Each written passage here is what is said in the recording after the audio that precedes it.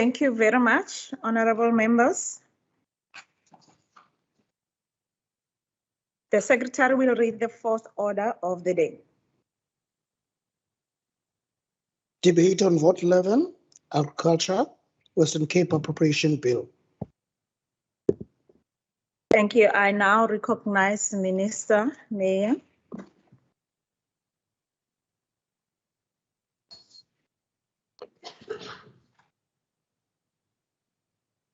Sure.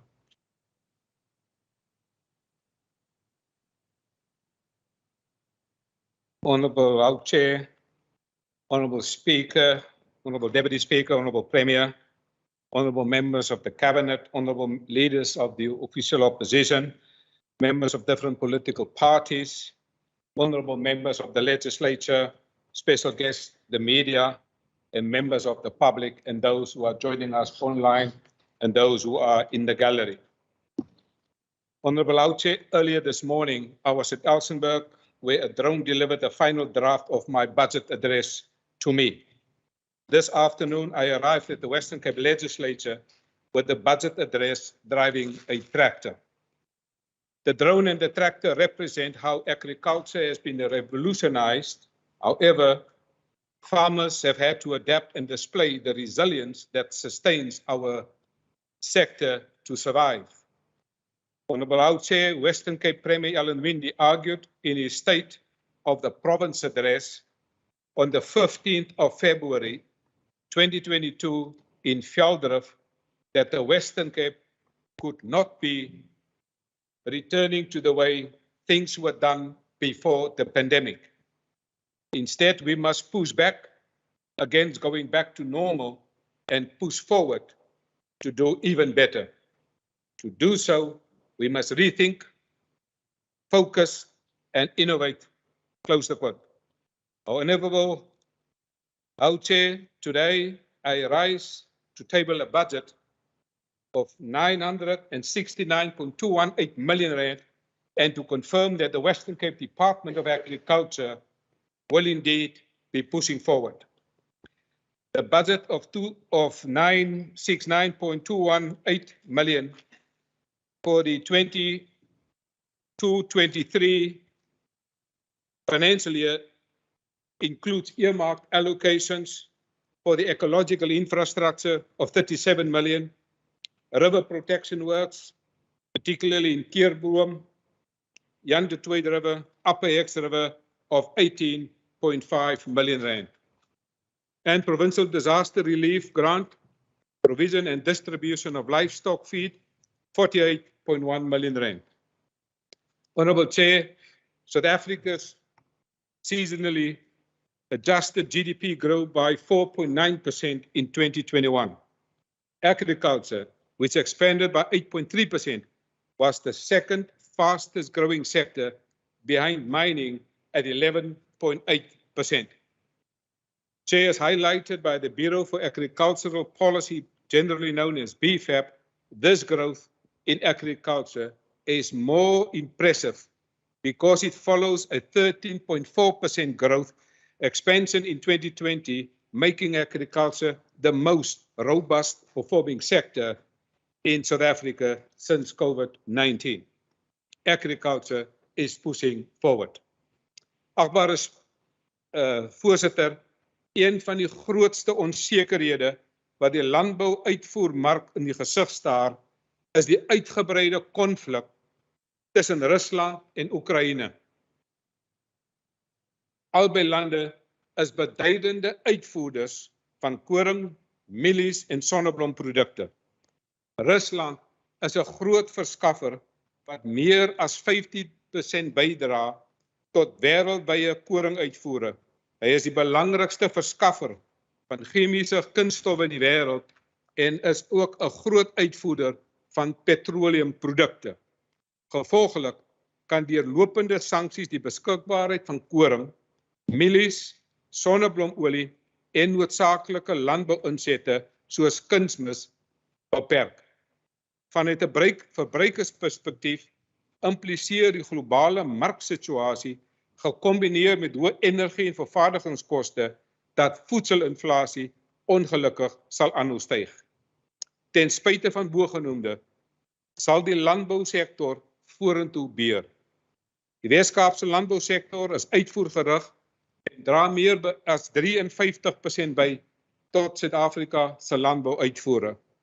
In 2020, voorsitter, het die Wes-Kaap provinsie 78,68 miljard rand se gekombineerde landbou en agri-verwerkingsprodukte uitgevoer. Agbare voorsitter, 8 van die 10 grootste uitvoerprodukte in die Wes-Kaap het ook 'n landbougrondslag. Landbou beer vorentoe. Honorable Speaker, when I took office as the Minister of Agriculture in the Western Cape, I immediately set out 5 ministerial priorities for my term of office. Priority 1 is structured education, training and research. It is geared towards providing the requisite skills, knowledge and experience to secure the future of agriculture. My goal is to increase training opportunities for the youth, women and disabled to secure the agricultural sector's sustainability. Honorable Chair, agricultural subjects have been introduced at 18 schools in the Western Cape over the last 3 years. Thank you to the Western Cape Department of Education as well as the Minister of Education. One such school is Pelican Park High School, which I visited recently. The school is located close to the Philippi horticultural area, often described as the breadbasket of the Cape metropolitan area. By expanding the curriculum at schools such as Pelican Park, we have created more training opportunities in the agricultural sector and made the sector more accessible to the youth. I am encouraged by the principal, Mr. Syder Tregenen's leadership and the enthusiasm with which the educators and learners have embarked on the agricultural education journey. The Elsenburg Agricultural Training Institute offers bachelor's degrees of agriculture, a 3-year diploma in agriculture, and learnerships and short course skills. Honorable Chairperson, on Saturday, the 26th of February this year, I joined my officials and colleagues, academics, parents, and guardians. Together, we witnessed the graduation of Elsenburg Agricultural Training Institute class of 2021. Students graduated on the day with qualifications ranging from the national and higher certificate and the diploma in agriculture and the degree baccalaureate in agriculture. 197 students became members of that illustrious group of students who will now call themselves graduates of the oldest agricultural training institute on the African continent. And so, Honorable Chair, I am proud of the products of Elsenburg Agricultural College. 197 students who graduated that day is really making a big investment in the future of agriculture in this province, but also in the rest of South Africa. Lara Barnard, Richard da Costa, Solomon de Jager, Carly de Toit, Maren Engelbrecht, and Sarah Lee all graduated this year cum laude at Elsenburg. The Dukes Awards went to Angela Uithaler, Brittany Habenga, and Carly de Toit. Nomingwena Nonjola received the Best Student Award in Viticulture, NQF Level 4, while Cameron Moody was awarded the National Wool Growers Association Award in wool production. Our own Director General, Dr. Harry Malila, said to the students during his address, and I quote, "I would like to place my admiration for the graduation class on record. You have responded positively to setbacks. You have demonstrated exceptional resilience in overcoming many obstacles to reach this proud day. Resilience is a character trait that will stand you in good stead in the world of employment and the university of life. Resilience can be cultivated and can grow. Therefore, do not give up on anything you care about," unquote. Honorable Speaker, as part of the Department of Agriculture's internship program, commercial farmers are increasingly partnering with the department to host interns, serve as mentors, and to make their workplaces and farms available to interns. The department's research and development effort will more than ever focus on the increase in agricultural production and novel technologies to contribute to food security, job creation, and economic development in a sustainable way. And so, against the challenges of climate change, agriculture, Honourable Chair, is pushing forward. Honourable Chair, priority number 2 is producer support and development, which aims to increase the number of well-trained and equipped commercial and smallholder farmers through strengthening partnerships with the private sector to unlock market access and to create value-adding opportunities.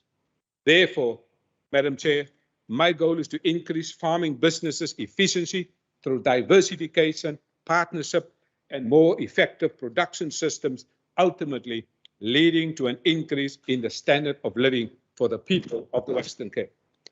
Honourable Madam Chair, in 2021-22, the Western Cape Department of Agriculture identified land reform projects worth of an estimated 104 million rand.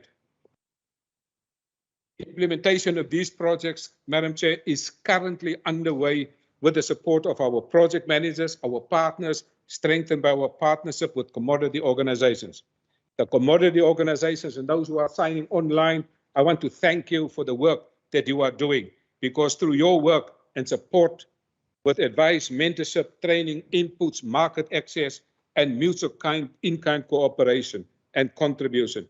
Over the past few years, the department has developed sound partnerships with 10 commodity organizations to support our new farmers.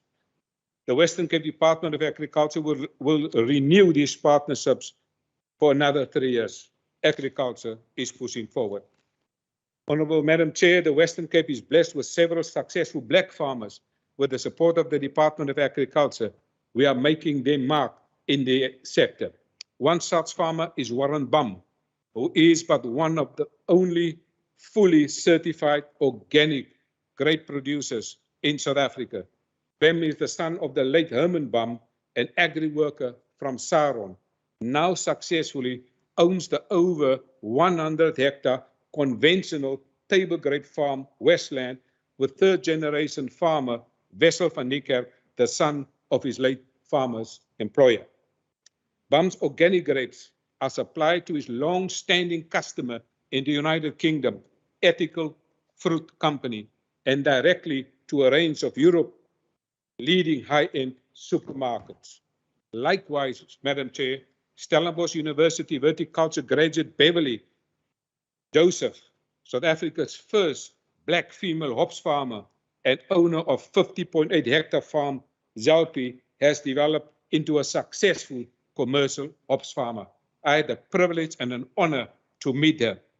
Klein Goederust, Franschhoek Boutique Winery, owned by the child of an agri-worker, Paul Sigukwa, served as another example. I had an honor to meet this young man, located in Franschhoek. Klein Goederust has been transformed from a dilapidated state into a promising boutique farm in Franschhoek. Agriculture is pushing forward. Honourable Chair, there has been a drastic increase in the demand for food and nutrition security support over the last 2 years. Our One Home, One Garden program continues to make the difference in communities towards achieving food and nutrition security at household level. For the financial year 2021, we have so far established 2,396 household food gardens, 145 community gardens, and 26 school food garden projects. Thank you, Doc, for your great team that is doing this great work. For the financial year, we are particularly happy that the work of this unit will continue. Honourable Chair, I also had the privilege and honor to meet the Langebaan urban farmers at the community garden. It is an example of how projects of this nature can start as an introductory opportunity to meet daily food nutritional needs, to create entrepreneurial opportunity for local unemployed persons. An outcome of Saldanha Bay municipality adopting an urban agricultural policy, the Langebaan Urban Community Garden contributes to food security by improving the quality, affordability, and accessibility of food intake of poor and middle class households. Participants do vegetable production under the shaded net. They produce good quality vegetables using minimum water. Remember, South Africa is one of the 50th driest country in the world. And so I salute the women and the men of the Langebaan urban agriculture. Produce is also sold to the local community. And more importantly, Madam Chair, it's also sold to the local spa owner. And I have met him on site. Agriculture is pushing forward. Honourable Chair, my third priority is rural safety, which aims to facilitate a safe, protected and secure agricultural environment for the farming community, urban community, as well as for agri-workers. The high level of crime perpetrated against rural communities threatens farm growth and jobs for rural people, and it requires urgent attention from all government sectors through the whole of society approach. Honourable Chair, that is why I hosted a Rural Safety Summit on the 25th of November 2021. The event was attended by Agri-Western Cape, AFASA, Prestige Agri-Workers Forum, the South African Police Service, representatives from the Farmer Neighbourhood Watches, district municipalities and senior officials of the Department of Agriculture and Community Safety. On that day, Madam Chair, I launched the Western Cape Department of Agriculture's Rural Safety Desk, the Rural Safety Monitoring Digital Dashboard, the Rural Safety Brochure, the Rural Safety Pocket Guide during the summit. In addition, I also released the Rural Safety Baseline Study, as this government is committed to evidence-based and data-led governance. Honourable Chair, participants agree that addressing the multiple contributors to crime and violence will only be achieved if we embrace a collaborating strategy for crime and violence, because that is what we are doing together with our stakeholders. For this reason, we are pursuing the whole of society approach marked by critical and strategic partnerships with the relevant stakeholders, including public, private, and civil society. I want to express my deep thanks to our DDG, Daryl Jacobs, for leading this campaign in driving the rural safety agenda together with our HOD in the Department of Community Safety. The Western Cape Rural Safety Monitoring Dashboard is the first in South African agricultural sector and was recently shortlisted for the Public Service Innovation Awards. Madam Chair, agriculture is pushing forward.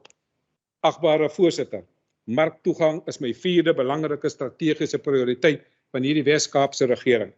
Die onlangse bekendstelling van die Wes-Kaapse Departement van Landbou se innoverende mobiele Agri-Processing on Wheels initiative by die Genesis Hub in Vredenburg het die eerste vir Suid-Afrika geword.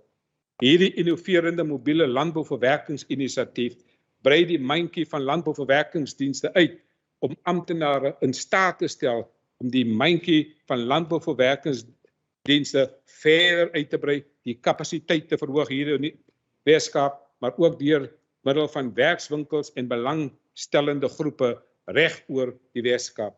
Die projek sal nou ook in ander distrikte reg oor die Weskaap herhaal word, aangesien ons die geleentheid van agriverwerking nader aan ons mense wil bring.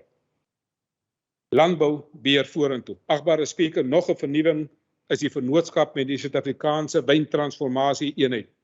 In 2021 het ons 'n e-handelsplatform bekendgestel om black-owned brands besighede in staat te stel om hul eie produkte reg oor Suid-Afrika te kan bemark.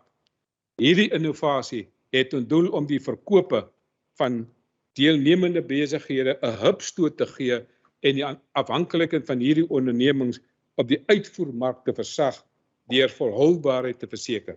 Ook opmerklik is ons vennootskap met die Suid-Afrikaanse Tafeldryfvereniging om die China-mark te ontwikkel. Weereens, Voorsitter, beheer landbou vorentoe. Honourable Chair, market access must be supported by infrastructure.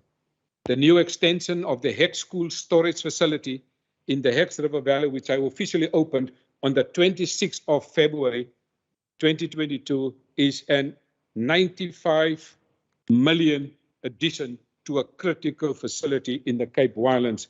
And I want to thank those farmers for their massive contribution in the Hex Valley, almost 100 million rand infrastructure investment from farmers. This investment is critical for job creation, but also for foreign exchange. The additional cold storage space will significantly benefit the table grape industry considering the current global shipping logistical challenges and the various challenges facing the exporters of the Port of Cape Town and other South African ports. Another critical road infrastructure planned for 2022 and 2023, and I'm happy to announce that Project C1216 is the rehabilitation, renovation, and the refurbishment of R303 north of Ceres. I am grateful to my cabinet colleagues, both the Minister of Finance and the Minister of Transport and Public Works, Minister Dalen Mitchell, for providing the necessary road infrastructure that will promote market access and grow the economy of the Western Cape. Agriculture is pushing forward. Honourable Chair, efforts to digitize the veterinary export certification process are bearing fruits as the Export Certification Office initial phases are now operational and live. Reports reflect that ECOS facilitated an increase in export, generating, Madam Chair, about 1.2 billion rand per annum for the provincial economy. We export meat. To export meat, you need a certification process, but you need a digital platform. That platform now exists and is live and is making a great impact here in the Western Cape. And so, Madam Chair and Honourable Member Meyer, agriculture is pushing forward. No more hand submission for application to export meat. It is all digital and is live. Innovation is happening in this government.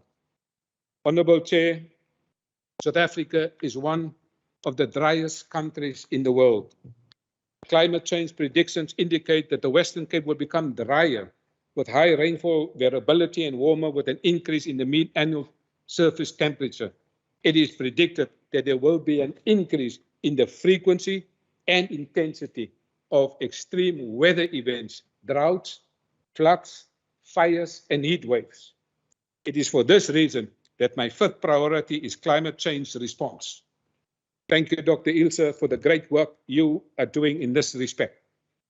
Honourable Chair, the Western Cape Department of Agriculture has established a new climate change unit in the Department of Agriculture, and we have appointed a climate change scientist to manage it.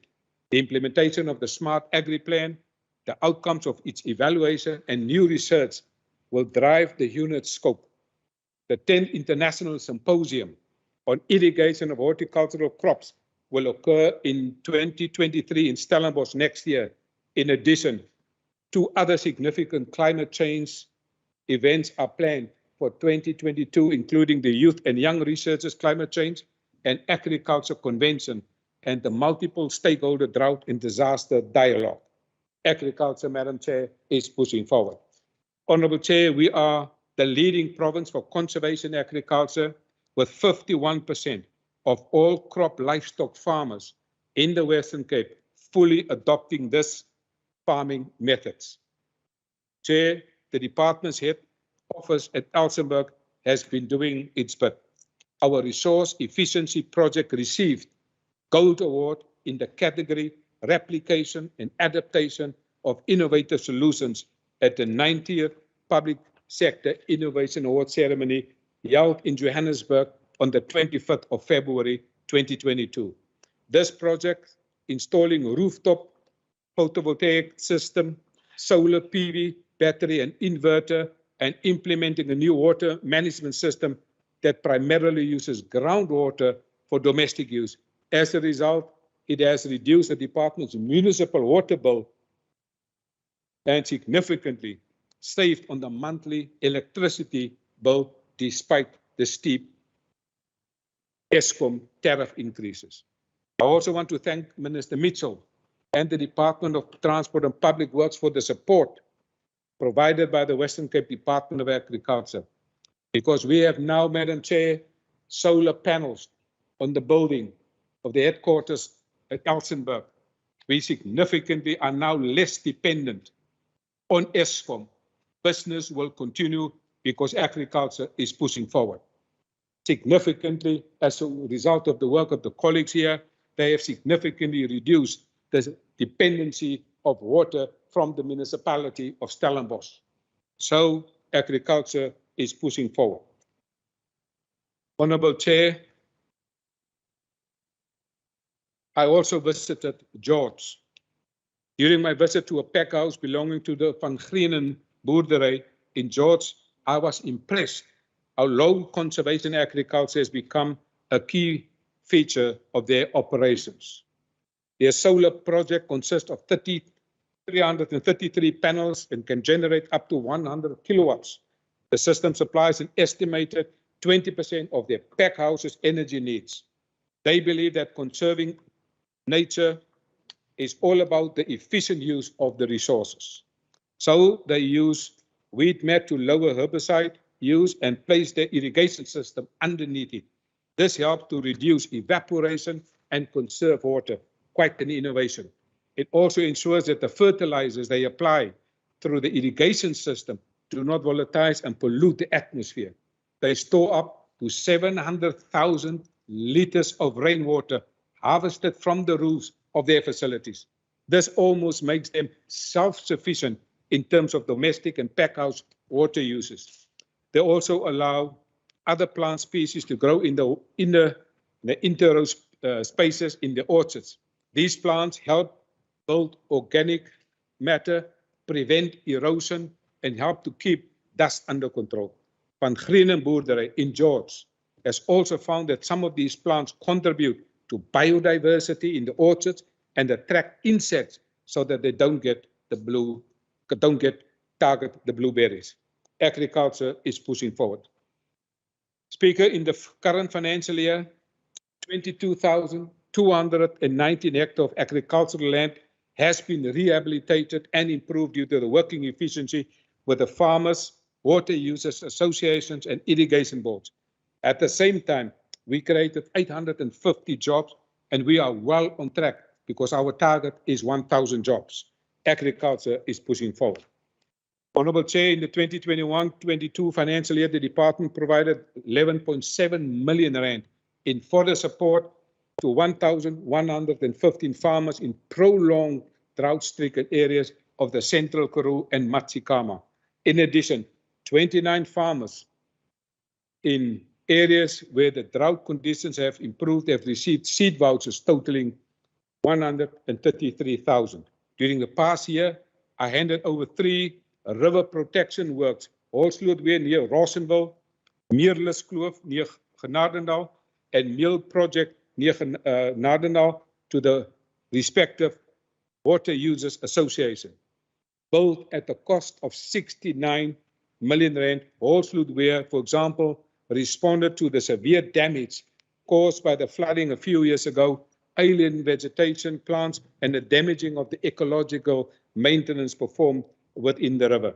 In addition, Madam Chair, it links directly to the 2 priorities of the Western Cape Government's Smart Agriculture Implementation Plan. One is restoring the ecological infrastructure for increased productivity and socio-ecological resilience, and the other is collaborative, integrated catchment management to improve water security and job creation. The value add is that these investments support the local economy during construction.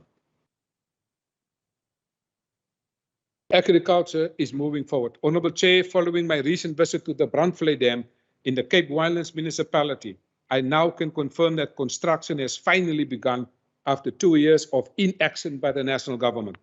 Raising the wall of the feeder canal into the Brandvlei Dam by 30 centimeter or 300 millimeter will increase the water flow into the dam, contributing to an increase in irrigation water and ultimately developing additional agricultural land of more than 4,400 hectares under irrigation. The construction is set to be completed in June this year.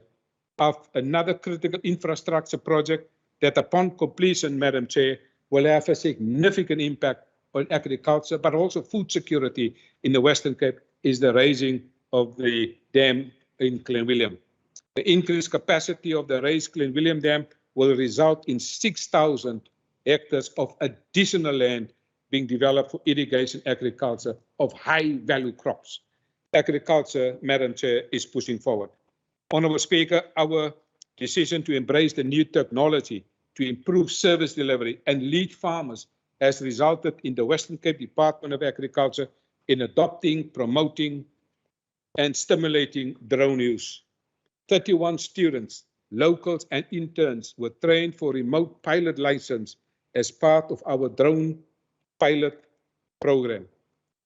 Honorable Chair, I'm incredibly proud of these candidates who have completed their remote pilot license. The use of digital technologies such as drones provides a range of farming solutions. These include remote measurement of the soil conditions, better water management, and livestock and crop monitoring on the farms. For example, our own Geographical Information Systems technician, Liesel, can you please stand? Please stand, Liesel. She is one of those pilots that received the drone pilot license, and she can now use, thank you, she can now use her skills to enhance her area of expertise and provide a better service to our producers. Again, she's sitting next to her colleague, Ari. Can you also please stand? Also received his remote drone pilot license. Both of them are providing an outstanding service, not only to the Department of Agriculture, but to the sector agriculture as well. And I want to thank both of them.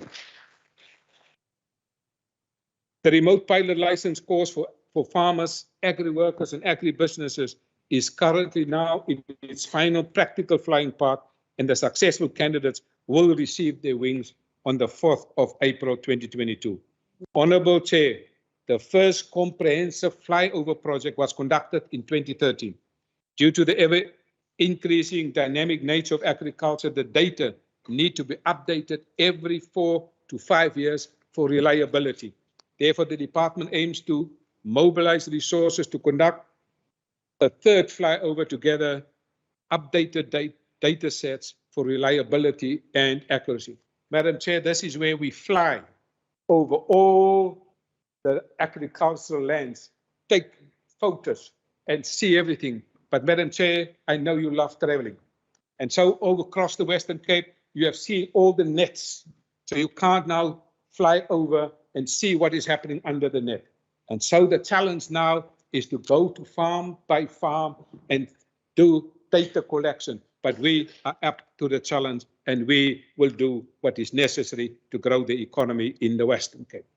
The Western Cape Department is the proud owner of the only ostrich research facility globally, the Oudtshoorn Ostrich Research Farm. In 2021, a new, novel, innovative decision-making tool, the Ostrich Slaughter Planner, was developed.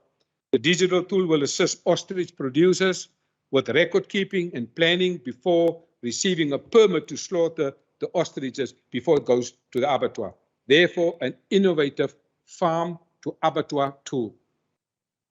Honorable Chair, my first visit to the Felbridge Cannabis Farm outside Stellenbosch, and I know Honorable Member Bartman is very pleased to hear that I did visit this research facility. She's online, and I want to thank her for also speaking to us about these facilities. And so, Honorable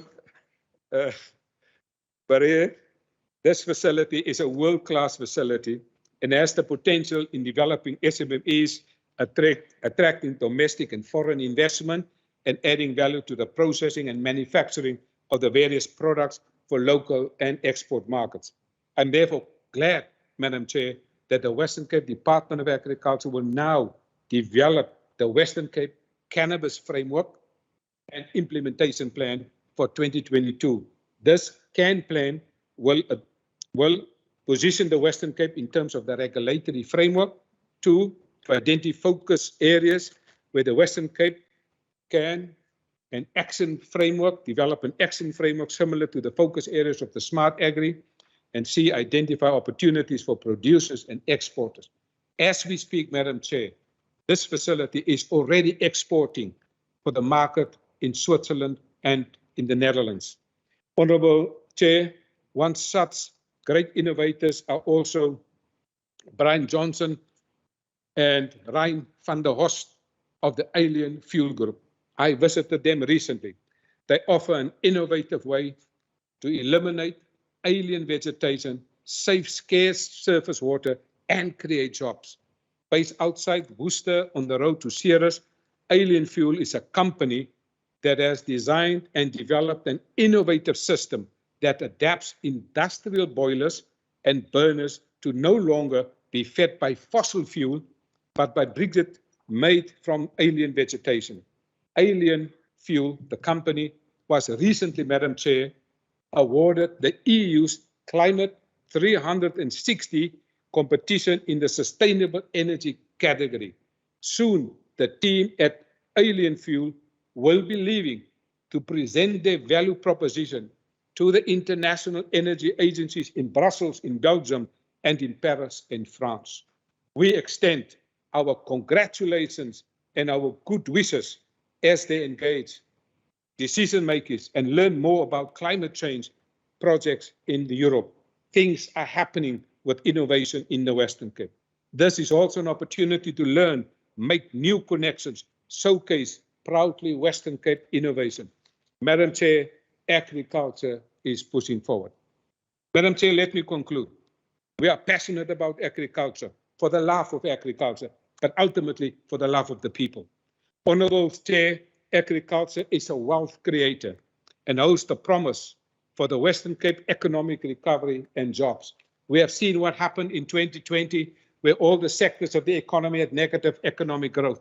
The only sector that had positive economic growth was the agricultural sector. In the first quarter of 2020, 28%. In the second quarter, 13%. And so we are seeing massive agriculture, the anchor of the economic recovery. Our strength lies in the strategic partnerships with the industry, our commodity approach, and many others in the research and training environment. Agriculture is ready to support the Western Cape economic recovery. Agriculture in the Western Cape is pushing forward. Honourable Chair, my key announcements for 2022-23 are: the department is in the process of developing an African agricultural strategy. This strategy will guide the approach to the African market anchored by the African Continental Free Trade Agreement. 2, the Provincial Veterinary Laboratory is to be upgraded. Doing so will strengthen support for our clients and improve market access. The department will also extend its MOU with commodity organizations. This will bolster the department's commodity approach strategy for farmer development in the Western Cape. Madam Chair, the Western Cape Cannabis Plan will be finalized in this new financial year, and it will provide focused interventions and support to cannabis producers in the Western Cape. Madam Chair, the third iteration of the flyover project to gather updates data sets for improved planning in the Western Cape will be undertaken this financial year. Alien clearing, Madam Chair, 20,000 hectares will be cleared, leading to the creation of 800 green jobs. Madam Chair, the department will host this year, coming new financial year, the Youth and Young Research Climate Change in the Agriculture Convention in June 2022, and the multi-stakeholder drought and disaster dialogue in October this year. We will continue to support our farmers in the province to contain the spread of locusts in the affected districts. Further support to the value of 48.1 million has already been approved. Madam Chair, the hybrid teaching and learning will continue at Elsenburg Training Institute as we internalize the lessons learned during COVID-19. You are aware that we're using the SUL, Stellenbosch University online learning platform, as well as our own created Moodle platform, an online learning platform, because our vision was when COVID is happening, you shall continue to learn, and we made the necessary platforms available to do so. Madam Chair, further rollout of substance abuse awareness and prevention sessions focusing on the agri-labor rights and rural youth. Madam Chair, I now table the budget of 969.218 million rand for the Western Cape Department of Agriculture. I thank you for the love of agriculture. Thank you very much, Honorable Minister Meyer. I now recognize ANC. Member Maran. Thank you, Speaker. Am I audible? Acting Yes, you Speaker. are. Yes, you are, Thanks. member. Thanks. Thank you very much, Speaker. Speaker, driving a tractor without a license should never be allowed in the agri-industry. It's dangerous and it's reckless, especially if you don't know how to put that vehicle in reverse when danger confronts from the front. Should never be allowed. Many farm workers have died at the hand of those who don't have a license or who don't know how to operate within the guidelines of a license. So that should never be encouraged.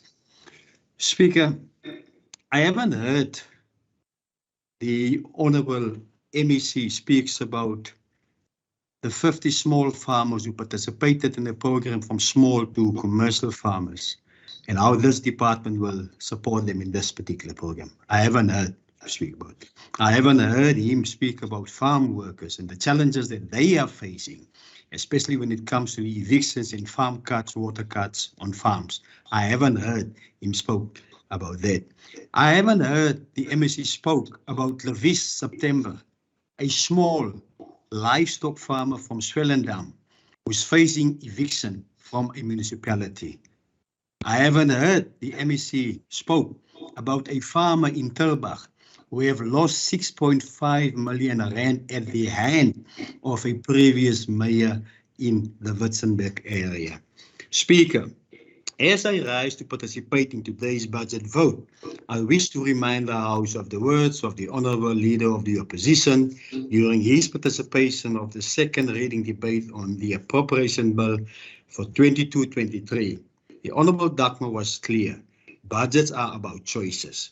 Budgets are about political choices. The ANC believes that the officials of this department is doing a sterling job. But budgets are about political choices and the ANC cannot support this budget. As the MEC pointed out in the Standing Committee, I want to assure him that the members of the ANC caucus of this House also bleeds for our farmers. But, as the MEC said, it bleeds even more for the consumer like the poor granny in Aston, who is using a pension to feed the grandchildren. The MEC in this department must know that this ANC caucus stands squarely behind our farmers and must drought in the face of COVID-19, with the onslaught of the locusts and with the conflict in Ukraine. Just because we fight for farm workers and small emerging black farmers does not mean that we do not feel for the farmers who provide the food that we need in this province and country. There should be little doubt, too, that we appreciate the work of our officials in this department. The ANC acknowledges the work of all officials in this provincial government and appreciate their efforts in service delivery despite the budget cuts implemented by the politicians in the provincial government. Acting Speaker, we are but concerned about some misunderstandings that occurred yesterday in the House. On two occasions, with two different budget votes, MECs in their responses must construe the words of the ANC to think that we are attacking departmental officials and even accusing some of them of politics. Nothing could be further than the truth. The vast majority of our people, of our public servants, especially in the Department of Agriculture, works diligently and within the strenuous budget cuts. It is one of the reasons why the ANC is against budget cuts, because our public servants are expected to do more with much less. Instead, what we see is when the officials speak frankly, when they are heard by members of the opposition and are not necessarily heard by their political principles, the ANC speaks up on their behalf. This is twisted by failing MECs and made out to be ANC attacking officials. It's far from it. But public servants should also know, as their political principles should know, when you are paid by taxpayers, when you use or misuse taxpayers' monies, you must be prepared to be held accountable. In the case of the Department of Agriculture, we cannot blame officials for the lack of budget and for the lack of priorities. On the morning of 9 March 2022, Provincial Cabinet met and flouting the Constitution of the Republic of South Africa. They decided to adopt a position on the conflict in the Ukraine matter. Deputy Acting Speaker, we haven't heard the provincial government speak out when it comes to the people of Palestine, when they bombed hospitals, killing innocent women and children. The DA was not neutral on that particular issue. They stand with Israel. While the international SWIFT situation may well impact on our provincial exports to Russia, the reality is that the DA-led provincial cabinet, forced by the national leadership, insisted that they were to take a hostile stance towards Russia. Unlike our international-led government, the DA and this provincial cabinet took an ideological stance in the conflict, and this has direct consequences for our agriculture and aquacultural sectors. The MEC of Agriculture, who is also one of the DA's deputy federal leaders, and MEC was quoted as saying, and I quote, South Africa's agricultural exports to Ukraine and the Russian Federation were valued at 4.1 billion rand in 2020. Horticultural products, oranges, pears, apples, mandarins, lemons, fresh grapes, wines, Deputy Speaker, collectively contributed a share of 3.4 billion, with around 88% of the value attributable to the Western Cape, end quote. Trade data tells a more telling tale. In 2020, the type of products described by the MEC accounted for 3.2 billion of South Africa's exports to Russia. Only 120 million worth of these products went to Ukraine. In other words, the Western Cape exports edible fruits to the Russian Federation is 28 times more the amount it exports to Ukraine. Only the Western Cape farmers will be the losers in the DA's arrogance towards Russia. In fact, in general, South Africa export goods and services to the value of 5.6 billion in 2020 to Russia and only 270 million to Ukraine. The DA's support for the people of Ukraine is only ideological and racist. For some time, Westgro has been working hard on accessing the Russian market for mussels. Finally, they got it right. But with the provincial government's announcement and irrational boycott of Russia, those markets will be gone soon. Only the exporters of mussels from the Western Cape will suffer. It is therefore hard to believe that the agricultural and aquaculture sectors of the Western Cape support this provincial government's insistence on taking sides in the Ukraine conflict. But it seems that the DA, who have no experience in foreign policy and diplomacy, do not even understand this. In fact, as an ANC MPR, let me be bold to say that yes, the ANC takes its stand in the conflict of Ukraine, not only because of the past, but because of the present as well. It doesn't make economic sense to cut off your Russian nose because we will only be spitting the Western Cape farmers' face. However, as a member of the Standing Committee, I am looking forward to the briefing by the department specifically on the efforts of the conflict on our agricultural and aquaculture sectors. We are particularly pleased that food prices have not been affected by the conflict and that we must, as leaders across political divide, call for calm and rational approaches. Of course, we must not omit the possibilities and opportunities that this conflict presents. The ANC welcomes the sentiments of the Honourable Van der Westhuizen that we should be looking into expanding our reach to include especially the African markets.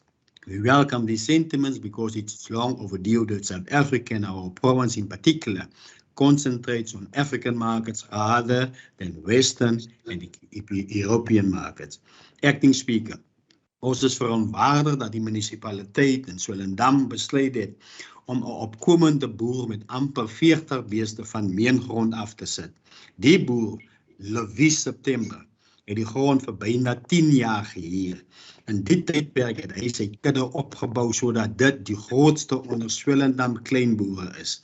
Toe hy aansoek doen om die hernuwing van sy huurkontrak vir 'n verdere periode van 9 jaar 11 maande, was dit geweier. Met die toekenning van kontrakte het die Swellendam munisipaliteit roekeloos geraak. 'n Ander persoon wat nie eers 'n kontrak gehad het nie, sy beeste is intussen op meneer September se grond losgelaat. Sy slotte by die hek is stikkend geknip. Die DA beweer hulle is besig om voedselsekuriteit te besorg oor voedselsekuriteit. Maar hier in Swellendam is hulle besig om voedselsekuriteit te vernietig. Meneer September se regte is heeltemal geskend. Is dit die landboubeleid van die DA om breinkleinboere in die Wes-Kaap heeltemal uit te roei, deur meneer September te dwing om sy kudde te verkoop? Want wat maak 'n persoon met 40 beeste as hy nie gronde het nie? And so, Speaker, the name of Levi September is added to the name of Ivan Kluter. Some farmers are helped more than others. Through you, Speaker, the Honourable Meyer must know that it is not emerging farmers who are failing as much as it is these old farmers who have been farming for generations in this country, who strangle out these emerging farmers out of business. There is a competition even in agriculture, but there are also monopolies and conglomerates in agriculture. Yes, whilst we praise and are proud of our farmers, we will also speak the truth. We are proud that the department reports that some emerging farmers are indeed become very successful commercial farmers. We are pleased to hear that the department is working with the Eastern Cape, Northern Cape and the national government in the fight against the swarm of locusts. The ANC takes courage from the MEC who recognizes that now is not to blame game, but that indeed we need to work across government spheres and provinces. Acting Speaker, the 2021 payroll says the following, and I quote, in 2020, agriculture and agri-processing together contributed 8% to the total economic activity and provided 10.4% of all employment opportunities in the province and 50% of national agricultural exports. The Western Cape contributes more than 90% of national exports of blueberries, bulk wine, pears, bottled wine and apples. Between 2016 and 2020, average annual export growth in the Western Cape was 1.2%. In 2020, export growth in the Western Cape contracted by 3.5%. The agricultural sector made the largest positive contribution to the export growth due to a blistering 42% growth rate in the same year. Quote end. Despite the drought and despite COVID-19, agriculture makes a huge contribution to our provincial economy and even the agricultural economy of this country. Yet, this budget makes no provision or does not give recognition to this contribution. The ANC supports the work done by the department, but budgets are about choices. You can make good choices, you can make bad choices. And Speaker, because of bad choices made by the political leadership, the ANC declines to support this budget vote. I thank you. Thank you very much, Honorable Mara. I now recognize EFF. Member Kleko.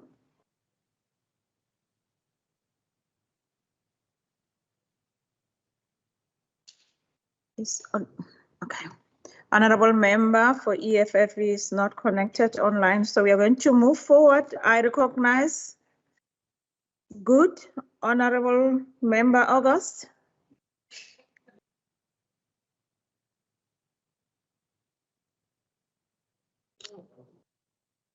Member August is not online also. For good, I now recognize the Freedom Front Plus, Honorable Member Meyer. Baie dankie, Speaker. Ek gaan vir 'n verandering Engels praat, die dia kan verstaan.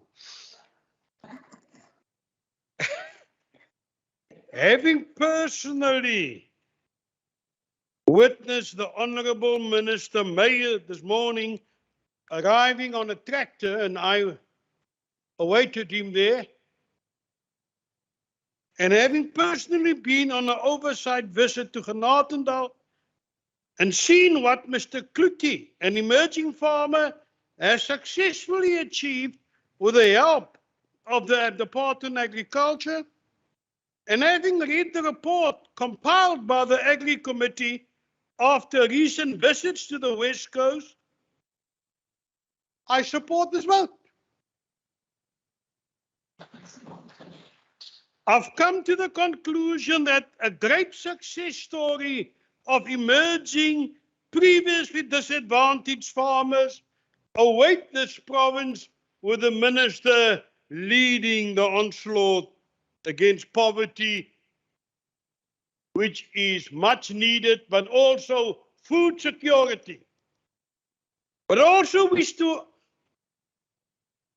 ask the Minister, please ensure that sufficient bursaries are made available for students wishing to study at Elsenburg and other colleges like Cromerie. Market agriculture as the preferred study direction at technicons and colleges, so that previously disadvantaged students can stop just studying for BAs and IT and start studying agriculture. Give future aspiring farmers land where water resources is not a scarce commodity.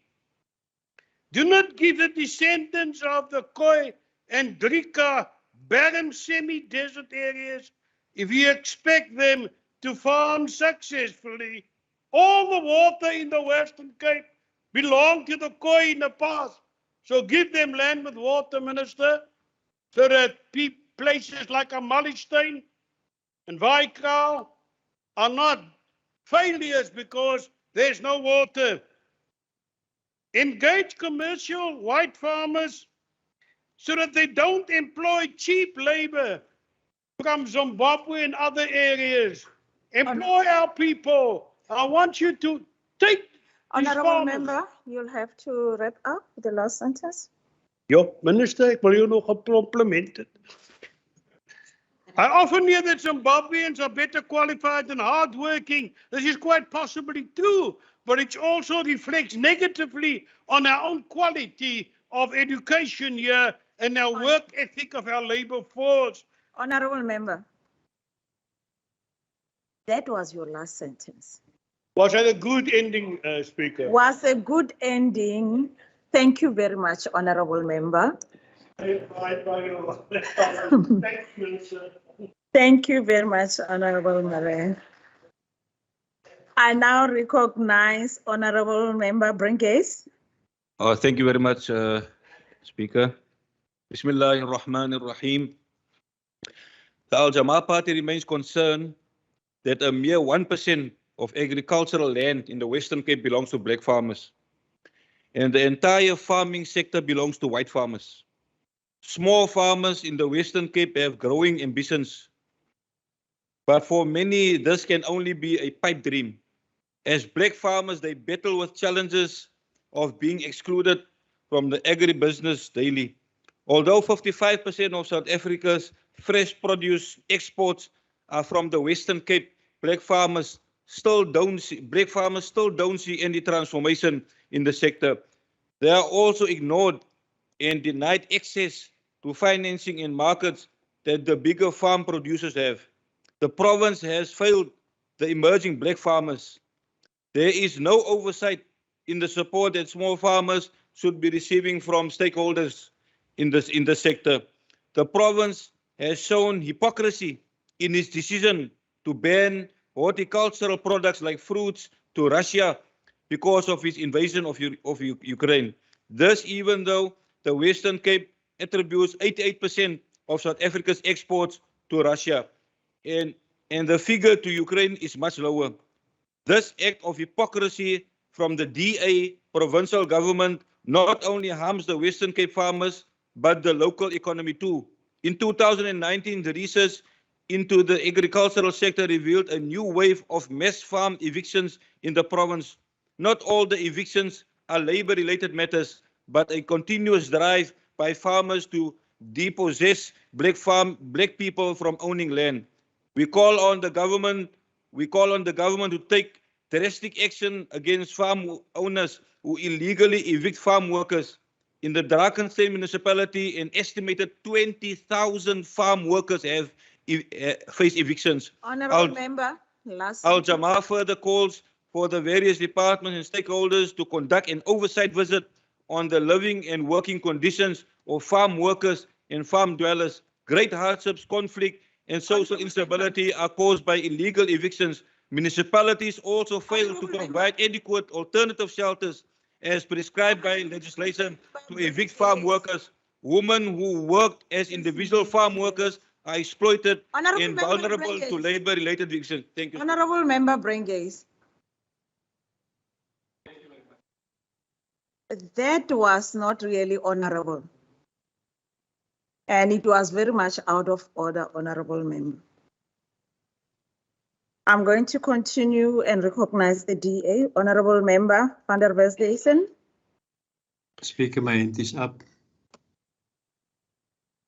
Oh, Honorable Member Maran, I recognize you. Sorry, Honorable Speaker. Member van der Westhuizen. Speaker, I'm rising on a point of order, Speaker, because you said the last sentence, and the sentence might be 100 words.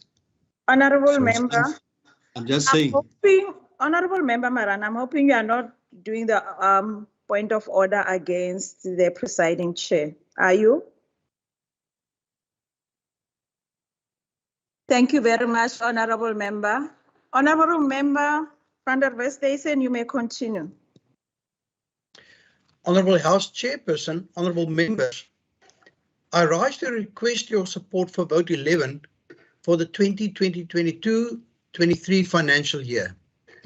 I believe I can rely on the support of this House because of the excellent track record of this department under Minister Meyer and its HOD, Dr. Mukhali Sebopetsa.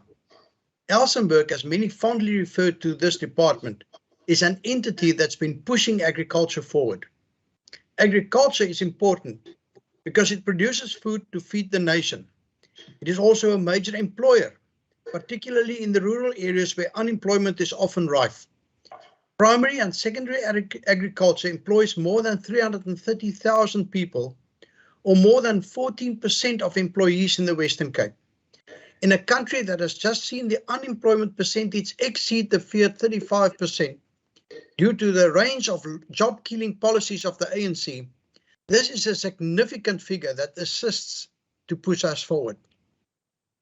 Agriculture is also pushing us forward in applied science.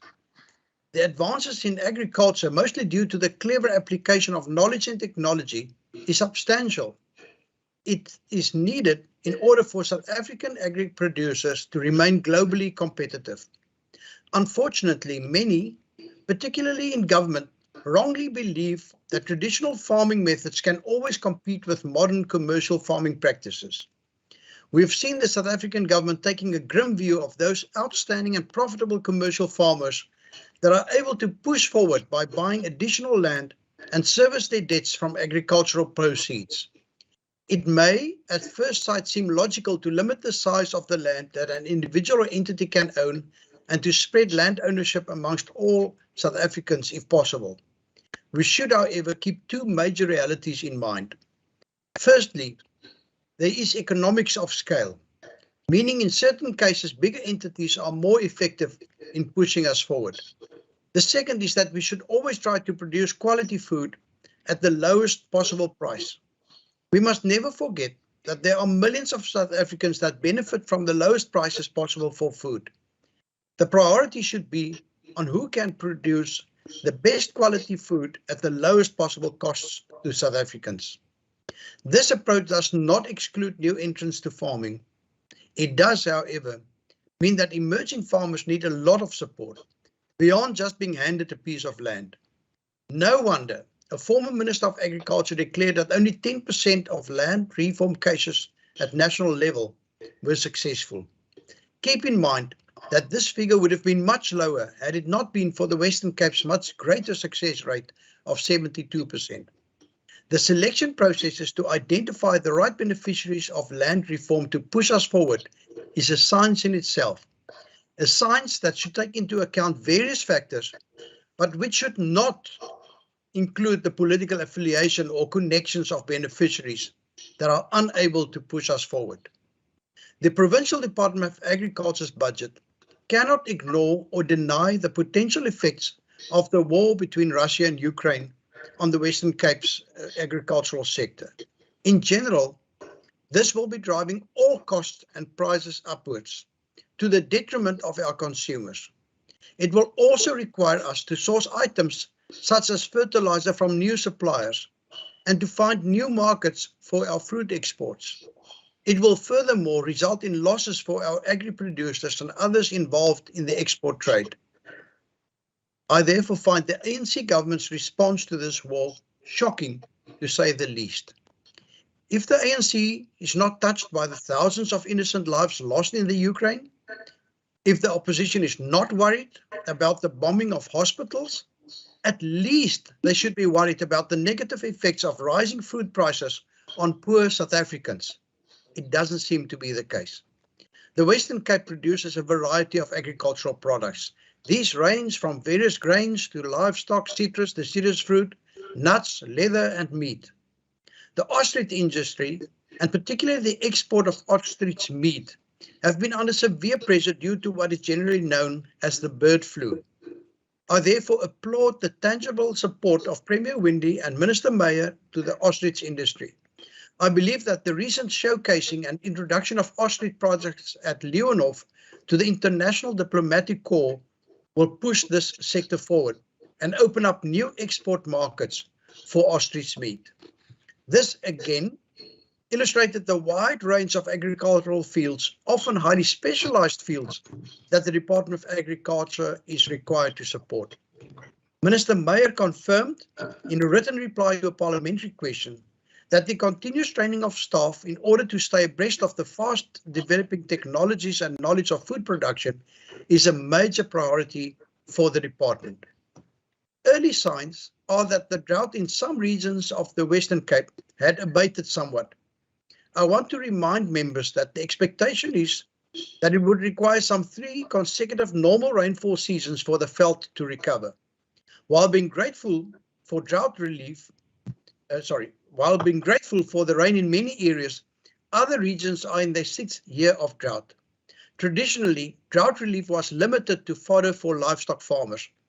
I was therefore delighted to recently learn that the department, through Hortgrow, donated young fruit trees to farmers in the Klein Karoo that lost whole orchards due to the drought.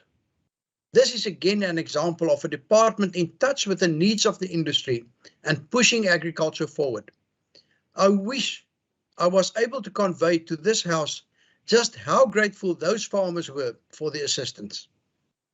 Let me now turn from commercial farming to the growing demand for support for urban farming. While this department is highly involved with the establishment of community food gardens, the keeping of livestock within urbanized areas is often problematic. These animals are often allowed to roam freely, causing damage to gardens, causing vehicle accidents, etc. Where kept in enclosures, the facilities are more often than not meeting the requirements set in municipal ordinances. It will therefore not come as a surprise that some of the highly contagious diseases, such as African swine fever, have emanated from these urban farming areas. Unfortunately, it seems as if only a limited number of our local governments still have pounds and the ability to safely move roaming animals to the pounds.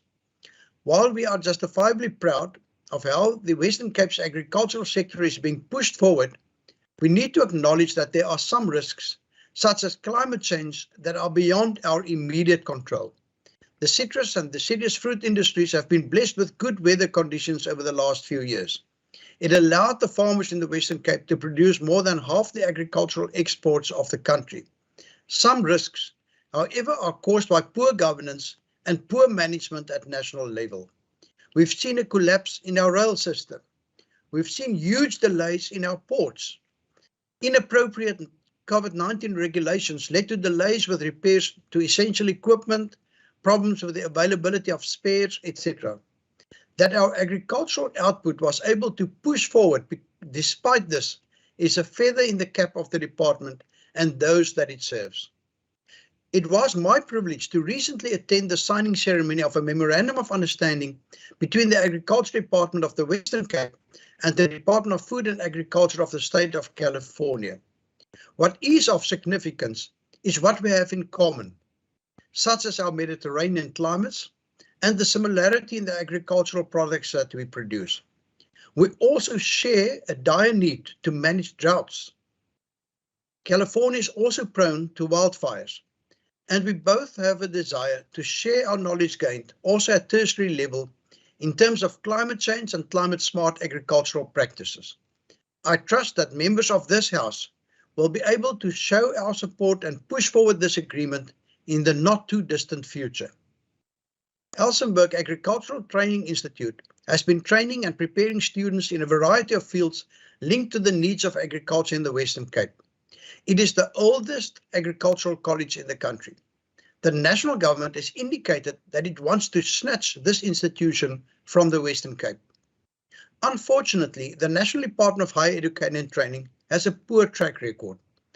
The National Student Financial Aid Scheme has repeatedly been put under administration, and NSFAS students are still waiting for this year's funding. The students owe the universities and colleges, they owe landlords, they are unable to buy textbooks or food. The late Minister Kader Asmal forced public TVET colleges to merge in the year 2000. The Department of Higher Education and Training is only now, 22 years later, implementing the staff establishment norms and standards required by this amalgamation. Who can trust a national department with such a poor track record? This department has also accepted that it has a role to play in addressing the failures of the South African Police Service in terms of rural safety. What a shame that officials who should be concentrating on promoting and servicing agriculture must now be concerned about rural safety plans. Turning to the upcoming financial year, the Agricultural Engineering Services sub-program is planning to complete 50 engineering support activities. The current construction work on the Brownfly feeder canal is an example of the groundbreaking work that these staff members are doing. Another project is a preparatory study on the Buffelsjaars Dam near Swellendam. It has the potential to turn extensive farming into intensive farming, pushing forward thousands of additional jobs and unlocking the full potential of the farms below the dam. It is also the staff of this sub-program that annually support the work of the Lower Olifants River Water Users Association with the much needed maintenance work on the very old canal system. This unit is also expected to study and comment on some 400 applications for the rezoning and subdivision of agricultural land. The Land Care sub-program is expected to render 720 technical services in promoting the sustainable use of our agricultural resources. Minister Meyer referred to the 20,000 hectares of agricultural land that will be rehabilitated. It is this sub-program that also manages disaster relief schemes, conduct awareness campaigns to reduce the risks of disasters, etc. This sub-program can expect to receive an additional 63 million for this important work.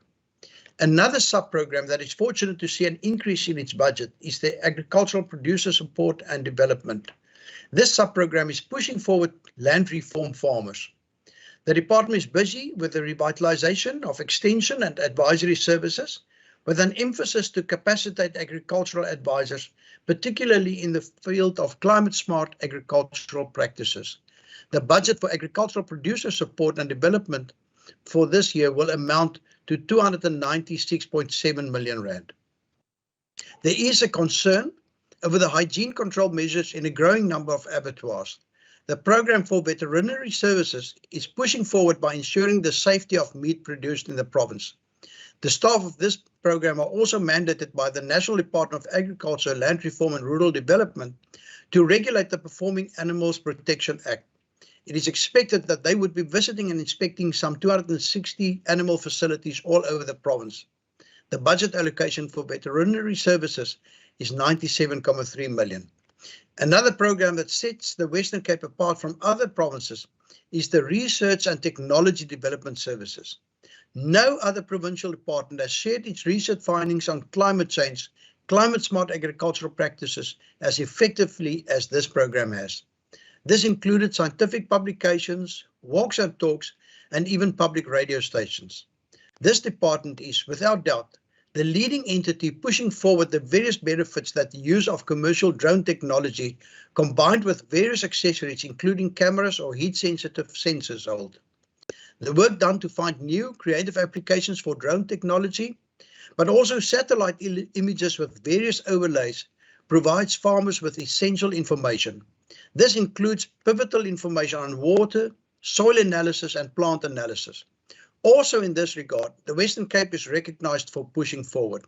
Farmers are full of praise for the Cape Farm Mapper initiative of the Western Cape Department of Agriculture. This service, which is open to all members of the public, inter alia give information on average minimum and maximum temperatures throughout the year for various regions. This has allowed farmers to push forward and to make informed decisions regarding the establishment of orchards with new fruit varieties. This department will also be developing a provincial framework for the implementation of the National Cannabis Master Plan, as Minister Meyer has referred to. This is a highly controversial development, with various lobby groups in support and opposing the cultivation of this product. Fortunately, the quality of the research of this department is recognized also by the private sector, which has been providing external funding for some of the research. And this program is therefore being allocated 136.6 million for the upcoming year. CACIDRA, the main implementing agent for various earmarked projects, such as the management of the 2 provincially owned farms in the Klein Karoo, can expect a revenue amounting to 35 million in the upcoming year. The drought in the Klein Karoo has illustrated just how challenging it can be to farm profitably in the face of adverse weather conditions. While the long-term prospect of transferring these farms to beneficiaries selected from the adjacent communities remains, we cannot expect the new owners to carry the kind of burden that the recent drought has caused. This department, as other provincial agricultural departments, is also the implementing agent for the Comprehensive Agricultural Support Program, generally known as CASP. 120 agricultural graduates were offered the opportunity to be part of a 2-year internship as part of this funding. It's a real pity that the transfers from the national department are not keeping up with the increases in costs or the increasing number of emerging farmers that are in need of support. As Minister De Diza confirmed in an introductory statement in the annual performance plan of the Commission on the Restitution of Land Rights, which was issued last week, the failure of land reform can inter alia be ascribed to a lack of support of beneficiaries. Fortunately, in the Western Cape, the department has been pushing land reform beneficiaries forward. Honourable Speaker, again, I'm grateful to report that Honourable House Chair, again, I'm grateful to report that the proposed budget for Vote 11 has enjoyed overwhelming support in the Standing Committee. Again, the ANC, as indicated previously in this debate, did not support the budget, without forwarding any motivation or putting any alternatives on the table at that stage. I regret this negative response by the official opposition, and I therefore ask the House to also support the budget vote for Vote 11 Agriculture. I thank you. Thank you very much, Honourable Member. I'll now recognise Honourable Minister Meyer. Thank you, Honourable Deputy Speaker. 1 minute, Minister, before you continue. Honourable Syed, what's your point of order? Chair, no, it's not a point of order. It's just to remind the members that the Honourable Deputy Speaker, Schaefer, is currently chairing the session. Thank you. I guess they're very engrossed in their speeches. Yes. Thank you very much, Honourable Syed. Thank you. I now recognise Minister Meyer. Thank you, Honourable Deputy Speaker, and thank you to members who took part in this debate.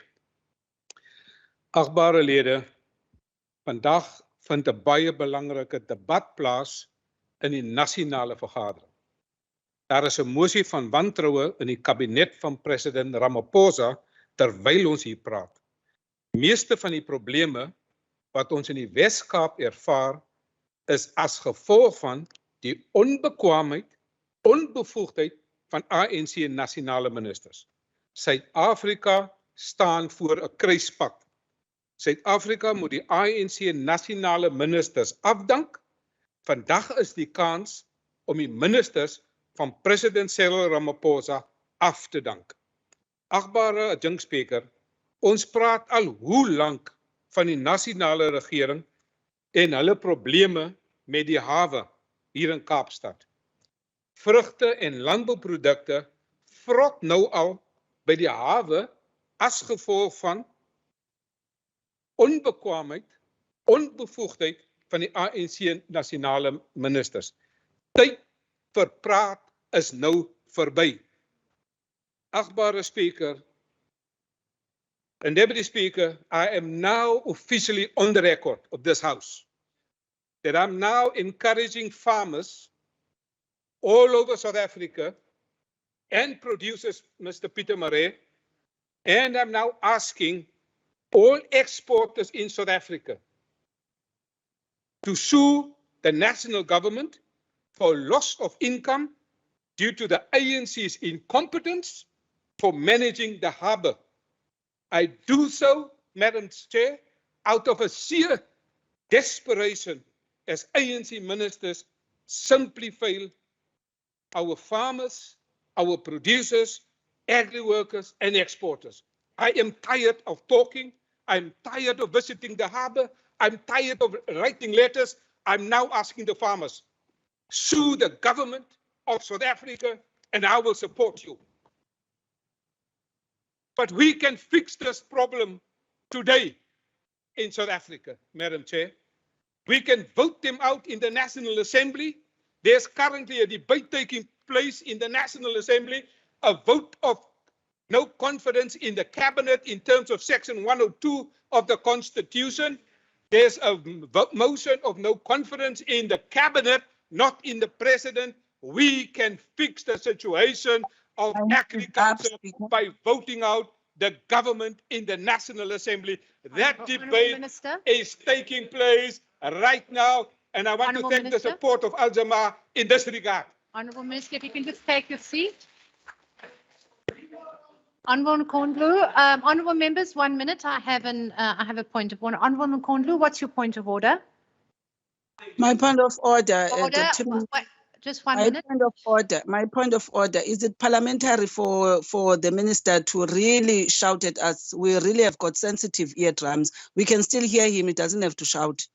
Honourable Nkondlu, that wasn't really shouting. Honestly, that wasn't very loud. Honourable Said, what's your point of order? No, mine is not a point of order. It's a vote of thanks. I want to thank the Honourable Meyer for expressing his confidence and support in the President of the ANC, Honourable. President Cyril Ramaphosa. Honourable Thank you. member, that's not a point of order.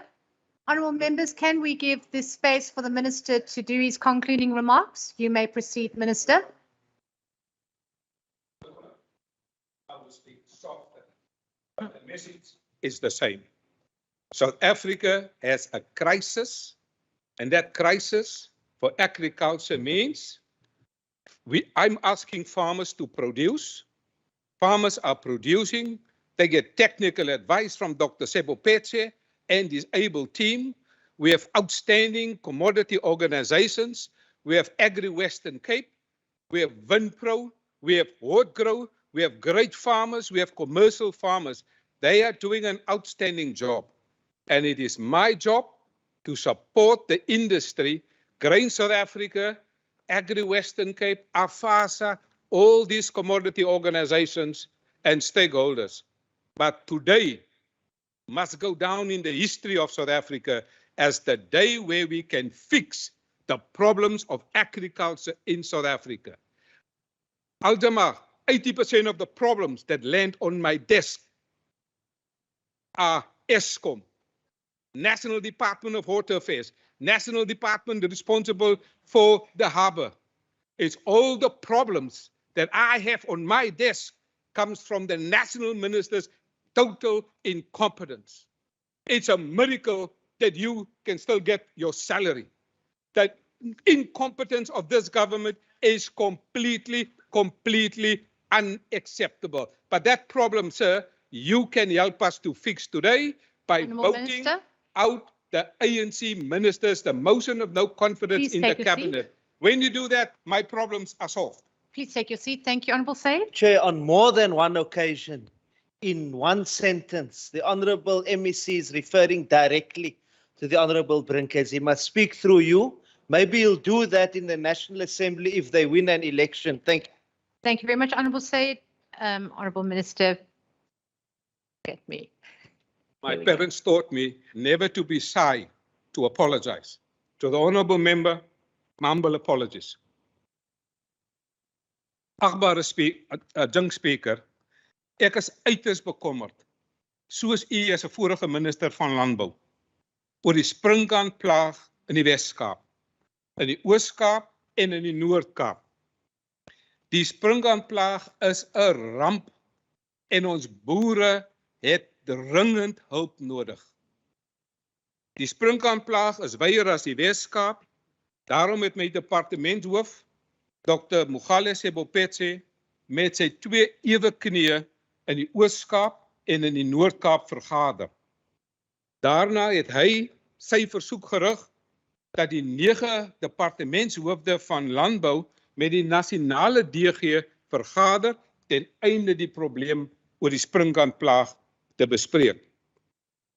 Na gesprek het ons onmiddellik R5 miljoen beskikbaar gestel vir die bestryding van die sprinkaanplaag in die Wes-Kaap.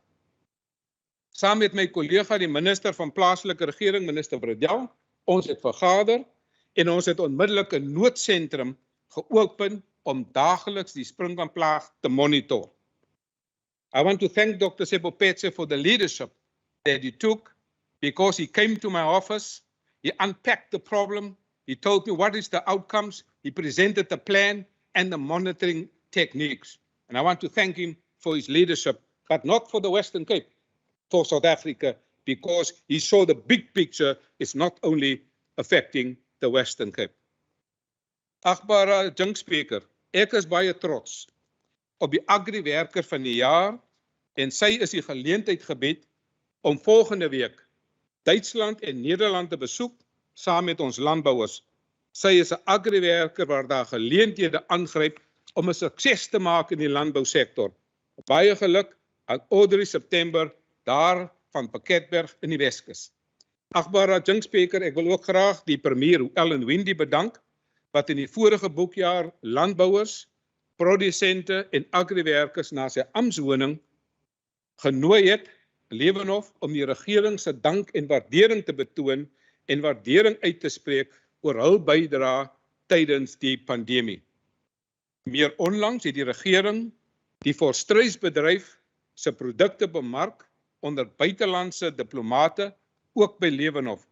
Dankie aan Dr. Ilse Trautman en haar span wat wonderlike werk gelewer het. Ek is ook dankbaar vir Dr. Chris wat vandag ook hier in die huis is. My oogmerk is om meer volstruis, vleis en produkte vanuit die Wes-Kaap uit te voer.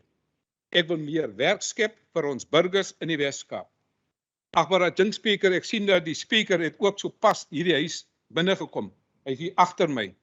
I'm making an appeal that next time when we have some lunch or dinner, that he will serve us some ostrich meat, because it's healthy and we want to live a healthy and long life. And it's delicious. I hear there's no budget, the industry will supply. And it is halal.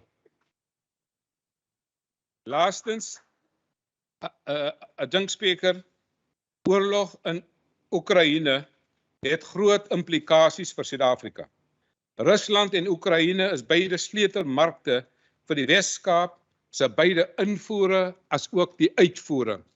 In 2020 het die Wes-Kaap R3.3 miljard se landbouprodukte uitgevoer na Rusland. In 2020 het die Wes-Kaap R111 miljoen se landbouprodukte na Oekraïne uitgevoer. Die Wes-Kaap het in 2020 R657 miljoen se landbouprodukte vanaf Rusland ingevoer. Die Wes-Kaap het in 2020 R39 miljoen se produkte, veral sonneblomsaad en sonneblomolie vanaf Oekraïne ingevoer. Agbare lede, die oorlog in Oekraïne kom teen 'n prys vir alle Suid-Afrikaners. Kospryse gaan toeneem, voedselinflasie gaan toeneem, dit is reeds onder druk. Ek het die implikasies van die oorlog, agbare lede, die implikasies van die oorlog het ek onder die aandag gebring van die nasionale minister van Landbou. Haar antwoord was teleurstellend, van hulle begryp nie die ernstige implikasies vir dit nie. Maar agbare junk speaker, Ek het niks anders verwag nie, van ek verstaan die geopolitiese landskap waarin die ANC tans verkeer. South Africa is again on the wrong side of the geopolitical landscape. The national government is silent on matters that matter. The late Archbishop Tutu said, and I quote, "If you are silent on matters of morality, then you are on the side of the oppressor." Putin is the oppressor and the ANC is supporting the oppressor. Putin is a war criminal and the ANC is supporting a war criminal. Today, he is in a bunker in Russia. Why is he in a bunker? He is in a bunker. He sent his children and his family already to another place to be in a bunker. Honorable Deputy Speaker, Order, please, members. That's a little bit too loud. Honorable You may Deputy proceed. Speaker, Yes. war images of mothers, grandmothers, children fleeing their homes is a gross violation of international law. We together, as we sit here, and those who are online, we must always be on the side of justice, on peace and human rights. It is a shame that the South African government is not on the side of justice. Justice everywhere, peace everywhere, human rights everywhere. And so this government is silent.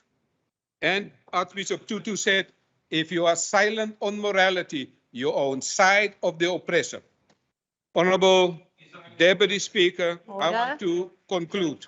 Order. The Ceres area is an important agricultural region. And I am pleased that the government, through the Department of Public Works, have now prioritized the road between Ceres and Optiberg to Citrusdal. This is a significant agricultural route to go through the N7. And so I am pleased that this government have now prioritized the road between Ceres, Optiberg to Citrusdal. Stage 1 initiation and pre-feasibility will start on the 1st of April 2023. The total cost of a project over a longer period will be 160 million rand. I thank the Minister of Finance. I thank the Minister of Transport because I made a passionate plea at the MTech budget process. And so I am pleased that this work will now continue starting from next year. Honorable Member Meyer, we, in the current financial year, we are now spending 24 million rand on bursaries, internships, as you requested. But Honorable Member Meyer, I don't think this is enough. And so somebody phoned me during December, one evening, and she said they see the work that this government is doing. They want to make bursaries available. They phoned me during December after Christmas. And I said, listen here, you can't just give bursaries to us. Come and see us. So I invited the lady to come our graduation ceremony. I said, first see the product, first see my staff, first see the capability, then you make money available. And she came. And when they want to give the money, I said, no, we don't work like this. I want to see your business operations. So a month ago, I flew to Uppington and I met the biggest farmer in the whole of Uppington, commercial farmer, mega farmer, Piet Karsten, the Karsten Group. They are having offices in 20 different countries and different companies. So I said to them, now you saw my business. I saw your business. Let's do the deal. So they will now give us more bursaries to fund students studying agriculture as you requested. And I want to thank the Karstens farmers. And I told the boere there, I want you to name this bursary fund after the founding family member, Piet Karsten Bursary Fund. It's going to happen because they see what this government and my staff is capable of doing. And I'm thankful. I give them the honor for the work that they are doing. Honorable Meyer, yes, I'm also concerned about these issues, the conditions, and Pat Maran also raised some of these issues, and that's why I will take up this matter of the fights between Zimbabweans and people from Lesotho because it's a great concern. I don't want any instability in this sector. And so we will engage with them about this. But firstly, have proper engagement, understand what's the problem, develop the outcome, get the clear plan, and solve the crisis. But I also want to express, Honorable Chair, there were some other questions about foreign policy. I want to assure Honorable Member Maran, I read foreign policy every single day. I meet with diplomats every week. So I know something about foreign policy. Something that if he wants to come for some further information sharing, I'm happy that we can do that. And I will involve the Deputy Speaker and the Speaker in that regard. So that's one area I think I have some understanding, not a full picture. Honourable Member Maran also spoke about land reform. He knows that land reform success in this province, 72%. Honourable Member Maran also referred to commercial farmers. In fact, tomorrow night, we will be celebrating 50 commercial farmers who are successful of a project that started in 2016. So I think we are giving due recognition to the work of those commercial farmers. Honourable Deputy Speaker, I want to express my thanks and appreciation to the staff and the board of Casidra. They are doing an outstanding job. And I want to put on the record my thanks to all the staff. Agriculture cannot happen without farmers, agri-workers and producers. And I want to thank them for keeping the economy growing in the Western Cape. I want to thank Anton Kruger as well, because they are doing outstanding work. I also want to thank Hoodgrow, Honourable Member Meyer. Last month, they invited me to a ceremony of a bursary fund. For the last 10 years, Hoodgrow and the producers supporting Hoodgrow, for the last 10 years, they made 43 million rand available for bursaries for students in this province. And I attended that ceremony at Stellenbosch. And many of those students who are recipients of that bursary fund are now studying at Elsenburg. So on average, 4.3 million rand from Hoodgrow. I want to thank Anton and the board of Hoodgrow for their great work. But I also want to thank all the farmers, the agri-workers, and the producers. I want to thank all of them for keeping the economy growing in the Western Cape. I want to thank all the mayors for supporting agriculture, because agriculture happens in a geographical space under the leadership of mayors. To all my staff in the ministry, a big thank you to all. You are all great, fit for purpose. A big thank you to Mariki van Jaarsveld, the head of my ministry, my media officer, Daniel Johnson, and my private secretary, Samain de Vos, and the rest of my staff.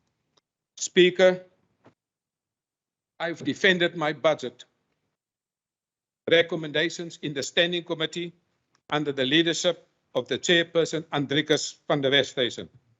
I would like to express my thanks and appreciation to all the members of the Standing Committee and the committee clerk for keeping us accountable.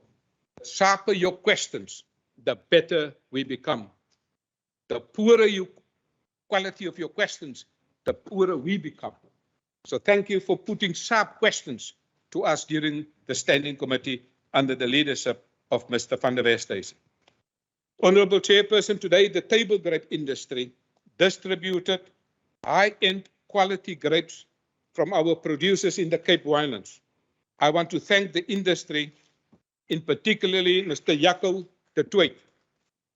Thank you also to Andrew Patterson, who shared some top quality apples that were distributed outside in the street, also for people, because the fruits of this labor must be enjoyed by the citizens on the street in this province.